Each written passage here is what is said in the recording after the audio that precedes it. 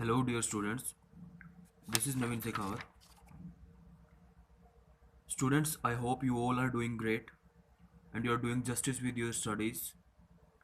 So, this is important time, and this is also important to continue your studies. As we know,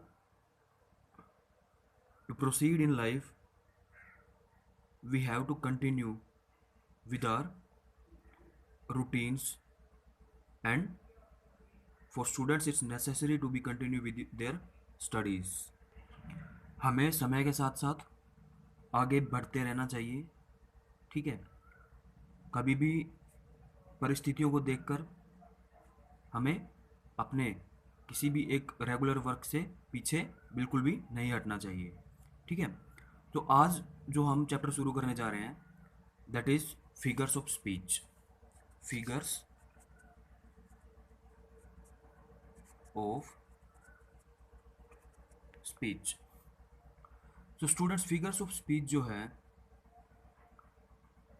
वो poetry पढ़ने के लिए बहुत ही useful होते हैं, ठीक है।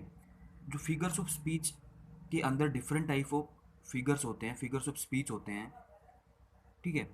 अभी पहले सबसे पहले हम बात करते हैं किसकी, फिगर्स ऑफ स्पीच होते क्या हैं, ठीक है। तो देखो, फिगर जो वर्ड है ये बना है फिगरा वर्ड से, ठीक है। और इसका मतलब होता है समथिंग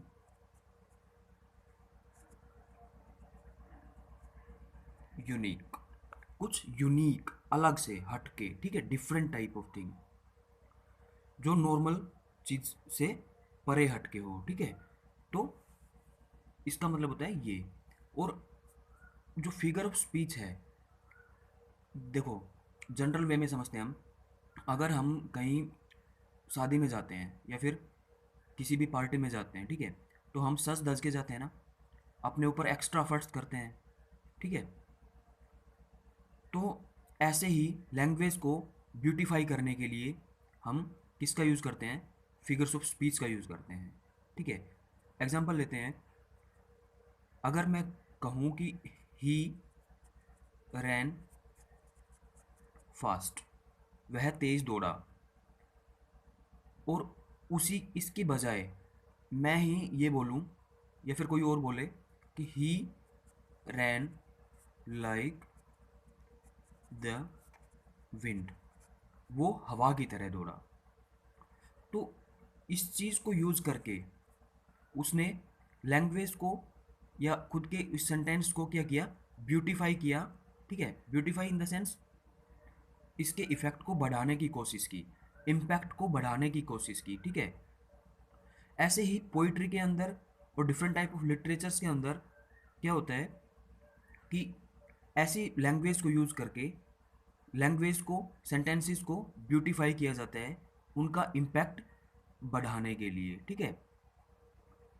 यानी कि टू क्रिएट द इफेक्ट और टू प्रोड्यूस द इम्पैक्ट, ठीक है, ऑन द रीडर। सो अगर इसकी डेफिनेशन की बात करें तो फिगर्स ऑफ स्पीच जो है, we can say that this is unique way of expression. ये यूनिक वे ऑफ एक्सप्रेशन है किसका, लैंग्वेज का, to produce a greater greater effect, ठीक है। तो सिंपली हम ये कह सकते हैं इसको, फिगर का मतलब समझ में आया। अब फिगर्स ऑफ स्पीच क्यों कहा, क्योंकि स्पीच के अंदर हम इनको यूज़ करते हैं। जैसे कि क्या यूज़ किया था हमने यहाँ पे, लाइक द विंड। तो लाइक द विंड को क्या बोलेंगे, figure of sorry like the wind जो है इसको यूज किया हमने, इन यूजेस को बोलेंगे फिगर ऑफ स्पीच। और इन यूजेस का डिफरेंट कैटेगराइजेशन होता है हर, जैसे कि अगर लाइक द विंड यूज किया तो इसको सिमिली बोलेंगे, ठीक है, यानी कि कंपेयर किया उसने, या फिर हाइपरबोल होता है, ठीक है। तो ऐसे ऐसे इनका कैटेगराइजेशन है, वो हम अभी अब डिफरेंट जो भी हैं हम पढ़ेंगे धीरे धीरे, ठीक है। सो पहला जो आज का फिगर ऑफ स्पीच है वो है सिमिली।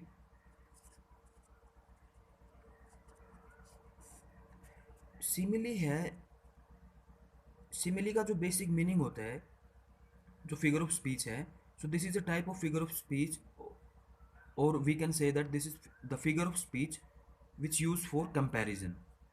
तो इसको हम कंपैरिजन के लिए यूज करते हैं, ठीक है। कंपैरिजन किसका? कंपैरिजन बिटवीन, ये बिटवीन है, ठीक है, शॉर्ट फॉर्म में, to डिससिमिलर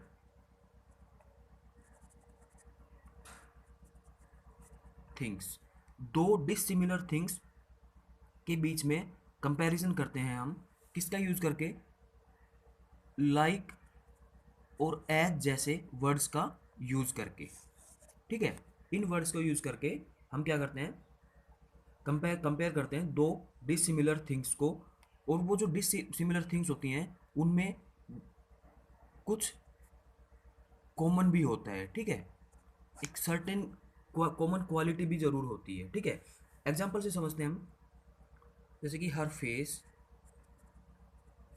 is like the moon, ठीक है।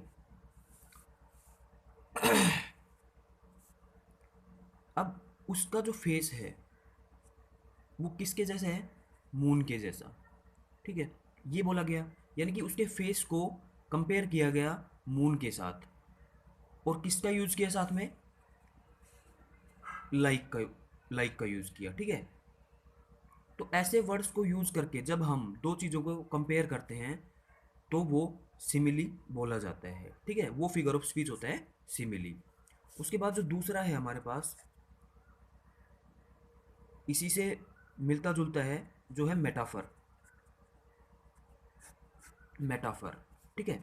मेटाफर जो है, मेटाफर के अंदर भी कंपैरिजन ही होता है, ठीक है। इसको हम बोल सकते हैं सिमिली विदाउट लाइक और एज। देखो इसमें कंपैरिजन होता है दो चीज़ों के बीच में, लेकिन कंपेयर किया जाता है दो चीज़ों को आपस में, लेकिन लाइक और एज का यूज इसमें नहीं किया जाता, यानी कि इसमें डायरेक्ट कंपैरिजन हम दिखाते हैं। तो इसका अगर एग्जांपल लें, जैसे कि मैं बोलूँ life is a race. Life क्या है? रेस, यानी कि लाइफ को किससे कंपेयर किया? रेस से कंपेयर किया, ठीक है। लेकिन किसका हमने यूज नहीं किया? लाइक और एज का। लाइफ को डायरेक्ट हमने क्या बता दिया? रेस, ठीक है। अगर हम बोलते लाइफ इज लाइक रेस, तो वो क्या हो जाता? सिमिली हो जाता। और यहाँ पे life is a race, direct हमने लाइफ को रेस बता दिया, तो ये हो गया हमारे पास मेटाफर, ठीक है। एक और एग्जांपल लेते हैं इसमें, the camel is ship of the desert. जो ऊंट है, कैमल है, वो क्या है? सॉरी, रेगिस्तान का जहाज। तो हमने जहाज बोला किसको? कैमल को, यानी कि किससे कंपेयर किया? शिप से कंपेयर किया, ठीक है। तो यहाँ पे हमने लाइक और एज का यूज़ नहीं किया, डायरेक्ट कंपैरिजन है, तो हम इसको क्या बोलेंगे? मेटाफर। नेक्स्ट है हमारे पास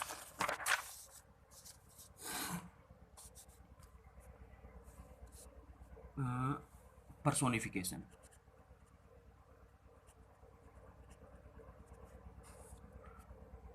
पर्सोनिफिकेशन, देखो यहाँ पे PERSON, पर्सन यानी कि ह्यूमन बीइंग की बात हो रही है, ठीक है। पर्सोनिफाई करना, किसको? पर्सोनिफाई मतलब किसी चीज़ को एज ए ह्यूमन शो करना, एज ए पर्सन शो करना, ठीक है। मानवीकरण जिसको बोलते हैं हिंदी में। तो पर्सोनिफाई करना किसको? नॉन लिविंग थिंग्स को, नॉन लिविंग थिंग्स को कैसे? लिविंग थिंग्स के रूप में, लिविंग थिंग्स की तरह, ठीक है। जो निर्जीव वस्तुएं हैं उनको सजीव वस्तुओं के तौर पे की तरह शो करना ही क्या कहलाता है? पर्सोनिफिकेशन, यानी कि उनको सजीव अवस्था में दिखाना, पर्सोनिफाई करना, ठीक है। जैसे कि वो किसी एक ह्यूमन की तरह काम कर रही हैं, ठीक है। अगर मैं बोलूँ the ocean is dance the ocean danced in the moonlight, तो देखो ओशियन को क्या बोला कि वो डांस किया उसने इन द मूनलाइट, यानी कि जो ओशियन है वो क्या है? नॉन लिविंग, ठीक है। और उसको हमने डांस करते हुए यहाँ पे शो किया, यानी कि एक पर्सोनिफिकेशन किया इसका, हमने पर्सोनिफाई किया किसको? ओशियन को। नॉन लिविंग थिंग को लिविंग थिंग के रूप में यूज़ किया। ओशियन कभी डांस थोड़ी करता है, लेकिन हमने बोला कि उसने डांस किया, तो इसको हमने किसके रूप में शो किया? पर्सन के रूप में, ठीक है, ह्यूमन बीइंग के तौर पे हमने इसको शो किया। तो ये क्या कहलाएगा? पर्सोनिफिकेशन। तो ये फिगर ऑफ स्पीच जो होगा ये होगा पर्सोनिफिकेशन, ठीक है। यानी कि नॉन लिविंग थिंग को हम लिविंग थिंग के रूप में जब रिप्रेजेंट करते हैं तो उसको पर्सोनिफिकेशन बोला जाता है, मानवीकरण हिंदी में, ठीक है। उसके बाद आता है हाइपरबोल। हाइपरबोल का जनरल मीनिंग होता है excess. Excess in the sense किसी भी चीज़ का ज़्यादा, यानी कि बढ़ा चढ़ाकर कहना, या फिर एक्सेस का जनरल मीनिंग तो होता है आवश्यकता से ज़्यादा, ठीक है। लेकिन हाइपरबोल जो है, हाइपरबोल एक्सेस क्यों कहलाता है? क्योंकि हम किसी भी स्टेटमेंट को बढ़ा चढ़ाकर बोलते हैं, ठीक है, यानी कि उसको क्या बना देते हैं? ओवर स्टेटमेंट, ठीक है। अगर जैसे मैं बोलूँ she is as old as the hills, वो हिल्स की तरह ओल्ड है, ठीक है। तो हिल्स की तरह, यानी कि इस बात को हमने क्या किया? एग्जेजरेट कर दिया, ठीक है, यानी कि इसको बढ़ा चढ़ा के हमने कहा। तो ये क्या क्या हो जाएगा? फिगर ऑफ स्पीच कौन सा? हाइपरबोल। एक और एग्जांपल लेते हैं। If the river is dry I can fill it with tears. अगर नदी खाली हो जाए, खाली हो, तो मैं इसे आंसुओं से भर सकता हूँ। देखो इसमें यानी कि बढ़ा चढ़ा के बात को कहा गया है, आंसुओं से थोड़ी भर सकता है कोई, ठीक है, लेकिन इसको बढ़ा चढ़ा के कहा गया है इस बात को, तो हम क्या बोलेंगे? इसको हाइपरबोल बोलेंगे। ऐसे फिगर ऑफ स्पीच को हम बोलेंगे हाइपरबोल, ठीक है। नेक्स्ट आता है हमारे पास पन। पन जो है बेसिकली हम फन के रूप में यूज़ करते हैं, ह्यूमरस वे में इसका ज़्यादातर यूज़ होता है,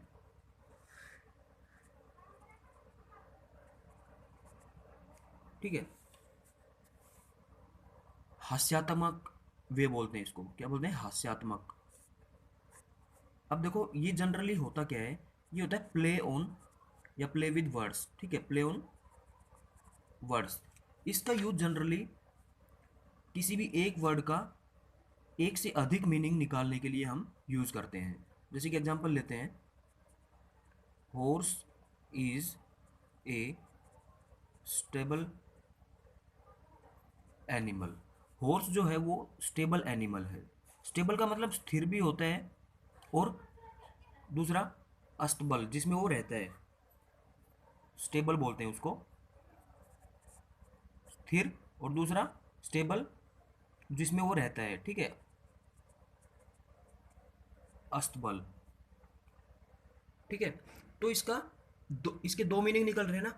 तो ऐसी सिचुएशन जब होती है तो हम उसको पन बोलते हैं, ठीक है, यानी कि प्ले विद वर्ड या फिर प्ले ऑन वर्ड्स, या हम क्या करते हैं इसमें एक वर्ड के